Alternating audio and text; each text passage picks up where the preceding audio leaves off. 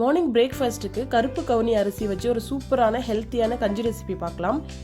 இது ஹெல்த்தி மட்டும் இல்லை, டேஸ்ட்டு கூட சூப்பராக இருக்கும். வாங்க எப்படி செய்து பார்க்கலாம். ஃபஸ்ட்டு கருப்பு கவுனி அரிசியை ஒரு பவுலில் தனியாக எடுத்துக்கலாம். அதில் வாட்டர் ஆட் பண்ணி நல்லா வாஷ் பண்ணிக்கோங்க.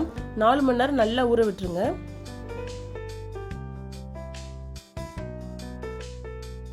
நெக்ஸ்ட் அரிசியை மட்டும் தனியாக எடுத்து ஒரு மிக்ஸி ஜாரில் ஆட் பண்ணிக்கோங்க. நைஸாக அரைக்காமல் கொரகொரப்பாக அரைச்சி எடுத்துக்கோங்க. நெக்ஸ்ட் ஒரு மண் சட்டியில் நம்ம ரெடி பண்ணி வச்ச அரிசி அதில் ஆட் பண்ணிக்கலாம். அதில் ஊற வச்ச தண்ணியும் அதில் ஆட் பண்ணிக்கோங்க. நெக்ஸ்ட் தாராளமாக வாட்டர் ஆட் பண்ணிக்கோங்க.